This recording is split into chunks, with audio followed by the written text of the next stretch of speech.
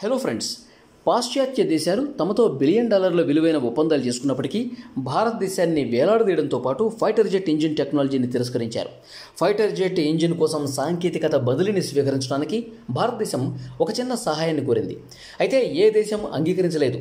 అలాగే భారతదేశం ఉద్దేశపూర్వకంగా ఈ సాంకేతికతను కోల్పోయింది. మిత్రులారా, భారతదేశ ఇస్రోలోని శాస్త్రవేత్తలు రాకెట్ ఇంజిన్లను సొంతంగా అభివృద్ధి చేసి అంగారక గ్రహాన్ని కూడా చేరుకున్నారు. ఒక ఫైటర్ జెట్ విషయంలో నియంత్రించాల్సిన అవసరం ఉంది. దీని వేగాన్ని పెంచాలి, అలాగే తగ్గించాలి కూడా. అలాగే కొన్నిసార్లు హోవర్ చేయాల్సి ఉంటుంది. ఫైటర్ జెట్లోని ఇంధనాన్ని కాల్చే సాంకేతికత చాలా అధునాతనమైంది మరియు ఖచ్చితమైంది. ఇలాంటి ఇంజిన్లను మనమే రూపొందించుకోలేం. అలా చేయడానికి కూడా మనకు అనుమతి లేదు. భారత్లో శూన్యతను సృష్టించి ప్రమాదకరమైన యుద్ధ విమానాలను కొనుగోలు చేయాలని ఒత్తిడి చేసేందుకు అమెరికా మన పొరుగు దేశమైన పాకిస్తాన్కు ప్రమాదకరమైన F-15 జెట్లను విరాళంగా ఇచ్చింది. రష్యాతో భారతదేశం యొక్క సన్నిహిత సంబంధాల కారణంగా అమెరికా భారతదేశాన్ని అణిచివేయడానికి ప్రయత్నించింది. సాంకేతికతను బదిలీ చేయలేదు లేదా భారతదేశానికి యుద్ధ విమానాలు విక్రయించలేదు. ఇప్పుడు ప్రపంచవ్యాప్తంగా మాంద్యం వాతావరణం ఉన్నప్పుడు మరియు గత కొన్ని సంవత్సరాలుగా భారతదేశం వేగంగా వృద్ధి చెందుతున్న జీడిపిగా ఉన్నప్పుడు ఈ దేశాలన్నీ వరుసలో ఉన్నాయి. ఈ దేశాల నుంచి అతిపెద్ద కంపెనీలు ఫైటర్ జెట్ తయారీలో అతిపెద్ద పేర్లు భారతదేశానికి చేరుకుంటున్నాయి. Lockheed Martin, Boeing, Dassault, UK నుంచి యూరోఫైటర్ టైఫూన్, గ్రిపెన్ జెట్ను తయారు చేసే సాబ్ మరియు రష్యా నుంచి మిగ్ వంటి ప్రపంచంలోని అతిపెద్ద యుద్ధ విమానాల తయారీదారులు. ఈ కంపెనీలన్నీ ఇప్పుడు భారతదేశం ముందు వరుసలో ఉన్నాయి. చైనా నుంచి ముప్పు ఉన్నందున తమ యుద్ధ విమానాలు కొనుగోలు చేయమని అడుగుతున్నాయి. మీరు పాకిస్తాన్ని మోసం చేయవలసి వస్తే ముందుకు సాగండి. మీ సైన్యానికి ఇది అవసరం. మీ పాత విమానం పదితంగా కొత్త విమానాల అవసరం ఉంది. భారతదేశం $20 బిలియన్ విలువైన యుద్ధ విమానాల సేకరణ టెండర్ను జారీ చేసింది. ఇందులో వందల బిలియన్ల రూపాయలు ఉన్నాయి. 100 కంటే ఎక్కువ, దాదాపు 114 నుంచి 115 యుద్ధ విమానాలకు టెండర్ ఉంది. లాక్హీడ్ మార్టిన్, బోయింగ్, యూరోఫైటర్ టైఫూన్, సాబ్ మరియు రష్యన్ విమానాల తయారీ సంస్థ మిగ్ అని చెప్పొచ్చు. వీరంతా వెంటనే యుద్ధ విమానాలను తయారు చేసి అందజేస్తామని హామీ ఇచ్చి కాంట్రాక్ట్ కోరుతూ భారత్కు వచ్చారు. భవిష్యత్తులో ఈ కంపెనీలను దాదాపు బిచ్చగాళ్లుగా మార్చే విధంగా భారతదేశం పాలసీలో ఇంత ముఖ్యమైన మార్పు చేసింది. ఈ మార్పుకు కారణం భారతదేశ రక్షణ పరిశ్రమకు విస్మయపరిచే వార్త. అవును, మేము మీకు $20 బిలియన్ ఇస్తాం, మీరు మాకు 114 యుద్ధ విమానాలు అందించండి అని భారతదేశం ఒక నిబంధన పెట్టింది. కానీ మీరు వాటిని స్వంత దేశంలో తయారు చేయకూడదు. మీరు మాకు విక్రయించాలనుకుంటే మేము $20 బిలియన్ ఖర్చు చేస్తున్నాం. యుద్ధంలో లేనప్పుడు ప్రపంచంలోని ఏ దేశం కూడా ఇంత పెద్ద ఎత్తున ఆయుధాలను కొనుగోలు చేయడం లేదు. భారతదేశం ప్రపంచంలోనే అతిపెద్ద ఆయుధాల దిగుమతిదారు మరియు మేము డబ్బు ఖర్చు చేస్తున్నందున ఒప్పందం సమయంలో విక్రేత నుంచి కొన్ని విషయాలను డిమాండ్ చేసే హక్కు మాకుంది. మీరు 114 యుద్ధ విమానాలను తయారు చేయాలనుకుంటే మీరు భారతదేశానికి రావాలి, ఇక్కడ సౌకర్యాన్ని ఏర్పాటు చేయాలి మరియు భారతదేశంలో వాటిని తయారు చేయాలి అనే నిబంధన భారత్ చేర్చింది. అదనంగా మేము సాంకేతికత బదిలీని కోరుకుంటున్నాం. ఈ పదాన్ని గుర్తుంచుకోండి, సాంకేతికత బదిలీ అంటే ప్రపంచంలోని ఏ దేశమైనా తమ శాస్త్రవేత్తల కృషితో సాంకేతికతను అభివృద్ధి చేస్తే ఆ సాంకేతికతను భారత్కు బదిలీ చేయాలి. దేశాలు సాధారణంగా సైనిక సాంకేతికతలను రహస్యంగా అభివృద్ధి చేస్తాయి. వాటిని తమ ఏకైక ఆస్తిగా చేసుకుంటాయి మరియు వాటిని బహిర్గతం చేయవు. ఈ సాంకేతికతలు ఫైటర్ జెట్లు, జలాంతర్గాములు లేదా క్షిపణుల కోసం విస్తృతంగా విక్రయించబడే పరికరాలను ఉత్పత్తి చేయడానికి ఉపయోగించబడతాయి. అయితే భారతదేశం ఇప్పుడు తాను ఖర్చు చేసే డబ్బుకు సాంకేతిక పరిజ్ఞానాన్ని బదిలీ చేయాలని డిమాండ్ చేస్తోంది మరియు భారతదేశం యొక్క రక్షణ వ్యయాల స్థాయిని బట్టి అలా చేసే హక్కు దానికి ఉంది. భారతదేశం చాలా కాలంగా ఫైటర్ జెట్ ఇంజిన్ టెక్నాలజీని కోల్పోయింది. ఇస్రో సాధించిన దానిని DRDO మరియు HAL కూడా పునరావృతం చేయొచ్చు. మరియు ఇప్పుడు భారతదేశానికి సాంకేతికత బదిలీ అవసరం.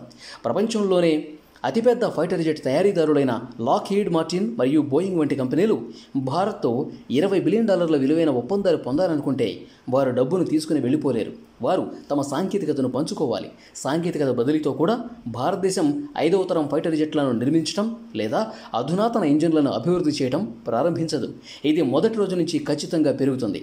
కానీ భారతదేశం పురోగతి సాధిస్తుంది. 2000 సంవత్సరం గురించి ఆలోచించండి మరియు 2022 నాటికి మనం ఎంత దూరం వచ్చామో ఒకసారి ఆలోచించండి. భారతదేశం ఇప్పటికే చంద్రయాన్ 3ని ల్యాండ్ చేసింది మరియు చంద్రయాన్ 4ని ప్లాన్ చేస్తోంది. భారతదేశం దాని స్వంత 5వ తరం ఫైటర్ జెట్ AMCA-పై పనిచేస్తోంది. మా స్వంత ప్రయత్నాల ద్వారా అభివృద్ధి చేయబడింది.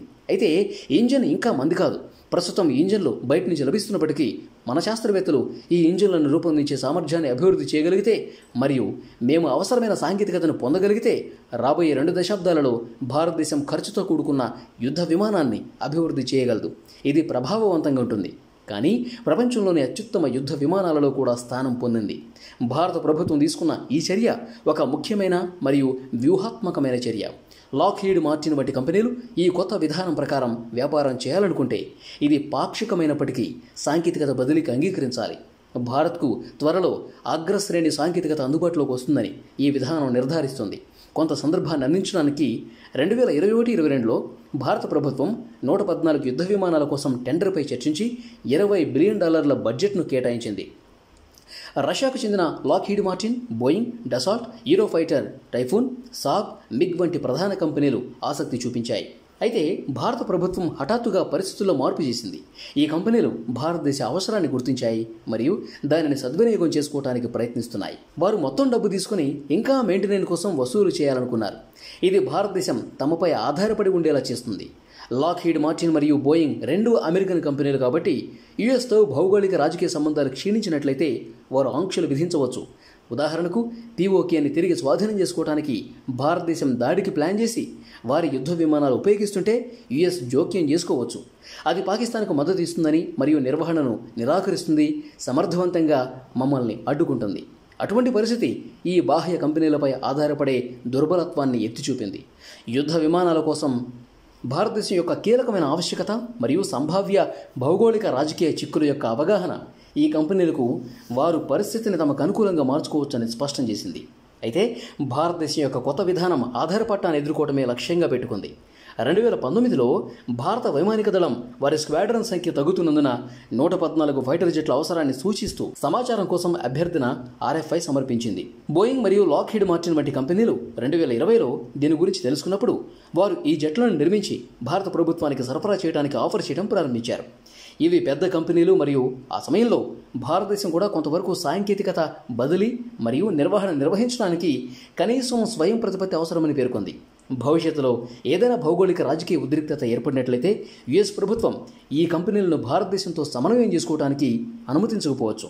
ఇది భారతదేశాన్ని కఠినమైన ప్రదేశంలో వదిలేయచ్చు. కాబట్టి ఈ కంపెనీలతో భారతదేశం ఇంత ముఖ్యమైన పెట్టుబడిని ఎందుకు చేస్తుంది?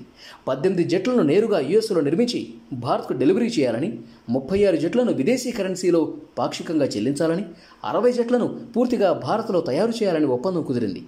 అదే కంపెనీ భారతదేశంలో ఫ్యాక్టరీ ఏర్పాటు చేసి జెట్లను ఇక్కడ తయారు చేస్తుంది. ఆ సమయంలో భారతీయ భాగాలను ఉపయోగించడం గురించి చర్చ లేదు. అయితే ఇప్పుడు భారత్ తన వైఖరిని స్పష్టం చేసింది.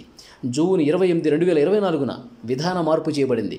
అలాగే భారతదేశంలోనే పూర్తి తయారీ జరగాలని మరియు సాంకేతికత బదిలీ జరగాలని ప్రభుత్వం పట్టుబట్టింది. ఇది జరగకపోతే ఒప్పందం వల్ల ప్రయోజనం ఉండదు. మరి ఈ డీల్ ఎలా సాగుతుందో, కంపెనీలు ఎలా స్పందిస్తాయో చూడాలి. సాంకేతిక పరిజ్ఞానాన్ని బదిలీ చేయడంలో భారతదేశం విజయవంతమైతే అది దేశానికి గణనీయమైన విజయం అవుతుంది. గుర్తుంచుకోండి, మన అనేక విమానాలు మరియు యుద్ధ విమానాలు 2025-26లో పదవి విరమణ చేయబోతున్నాయి. కాబట్టి భారతదేశానికి కొత్త యుద్ధ విమానాలు అవసరం. దేశీయంగా అభివృద్ధి చెందుతున్న ఇంజిన్లతో సహా భారతదేశం తన స్వంత యుద్ధ విమానాలను తయారు చేయడం నేర్చుకుంటే భారత సైన్యం వలె భారతదేశ వైమానిక దళం కూడా ప్రపంచంలోని అగ్రశ్రేణి వైమానిక దళాలలో ఒకటిగా పరిగణించబడుతుంది. ఈ సమాచారం మీకు ఉపయుక్తంగా ఉందని మేము ఆశిస్తున్నాం. మీకు వీడియో నచ్చినట్లయితే దయచేసి దాన్ని మీ స్నేహితులు కూడా షేర్ చేయండి. అలాగే మా ఛానల్ను సబ్స్క్రైబ్ చేసుకోండి. ఇలాంటి మరెన్నో వీడియోల కోసం బెల్ ఐకాన్ను క్లిక్ చేయడం మాత్రం మర్చిపోకండి.